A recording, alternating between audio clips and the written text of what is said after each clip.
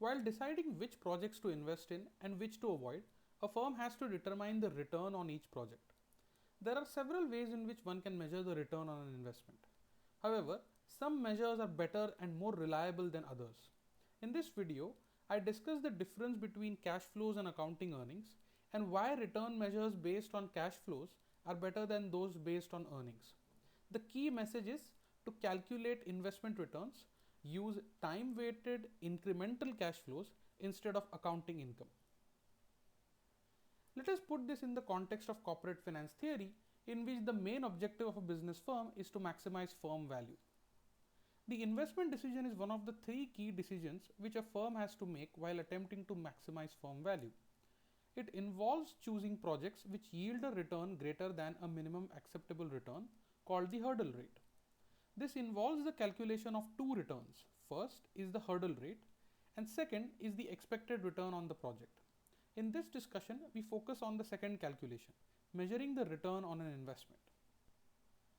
The first step is to understand the difference between accounting earnings and cash flows and why it is better to use cash flows while calculating returns. In order to understand the difference between earnings and cash flows, we need to look at two principles governing the measurement of accounting earnings.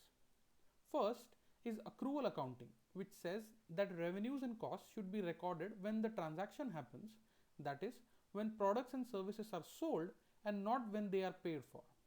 As an example, if you sold some products on March 31st, 2020, you should record the revenues in the financial year 2019-2020, even if you still haven't been paid for them. Similarly, if you bought some raw material from your supplier on March 31st, 2020, it should be recorded as a cost in FY 2019-20, even if the payment was made in the next financial year. Accrual accounting creates balance sheet items like accounts receivable, accounts payable, and inventory, which is called working capital. As opposed to this, cash accounting records revenues and costs as and when payments are received and made. The second principle is that accounting splits expenses into three categories: operating, capital, and financial expenses. The first two categories are relevant for our discussion. Operating expenses are those which help a company generate revenues over the short term, like the current financial year. Examples include salaries of employees and raw material bought to sell products in the current year. Capital expenses create benefits over several periods, like buying a machine which will last for 10 years.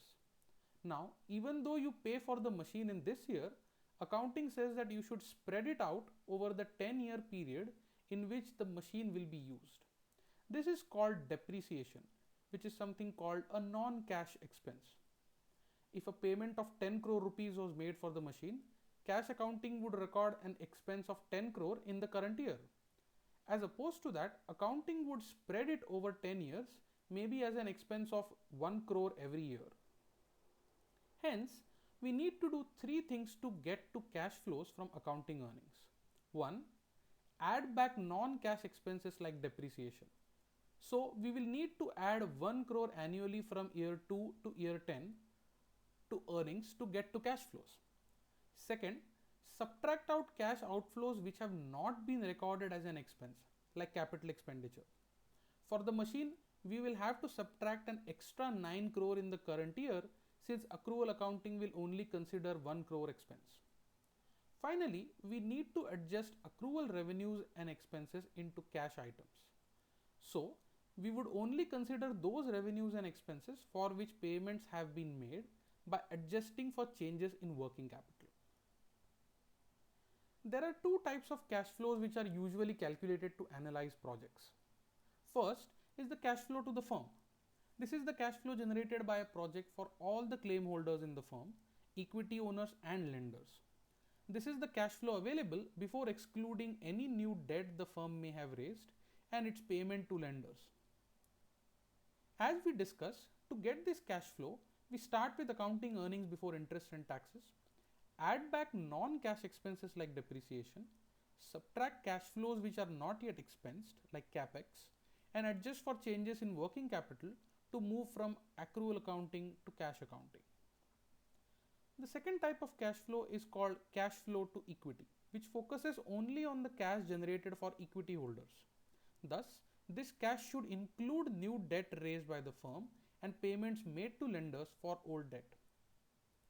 To calculate this cash flow, we add a new term which calculates the impact of changes in debt and payment of interest and principal for old debt. So, we've moved from earnings to cash flows now. But which cash flows should we use to calculate returns on a project?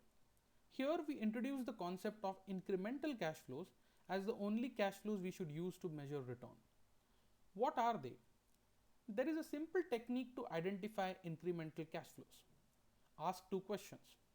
What will happen if I take the project, and what will happen if I don't take the project?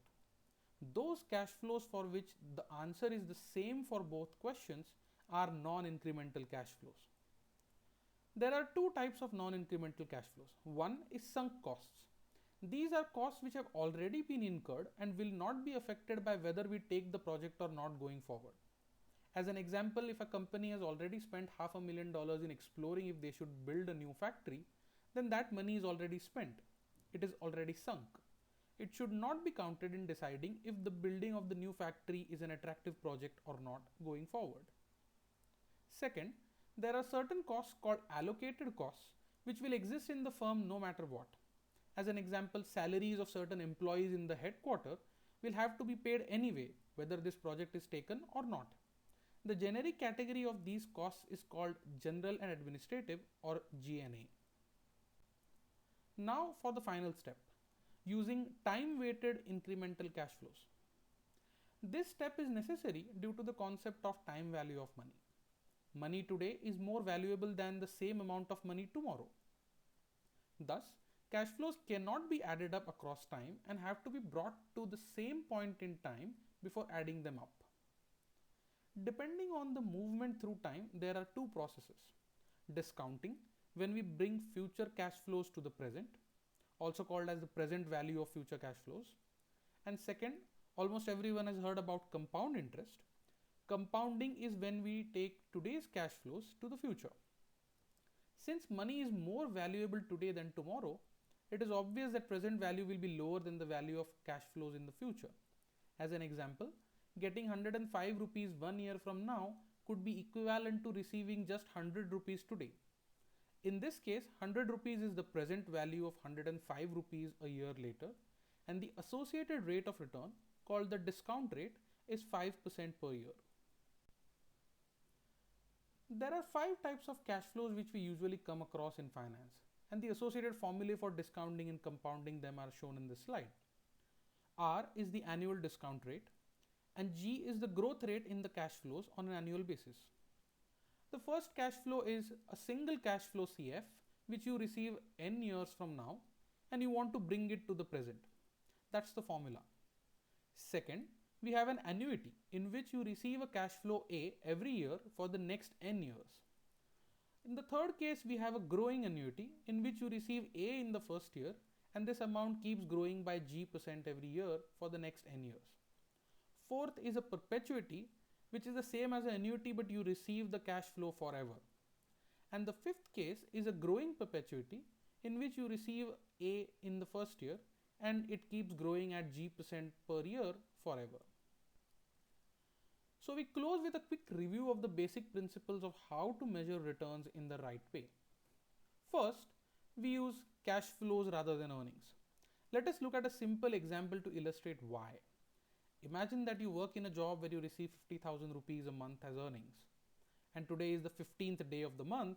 According to accrual accounting, you have already earned half your salary. You have your employment contract to prove it as well, that I earn 50,000 rupees a month. Now you feel like drinking coffee and you go to the Starbucks which is next to your office. You order your favorite coffee and instead of using cash, you try to pay using your earnings of the month. What do you think will happen? You're not going to get the coffee.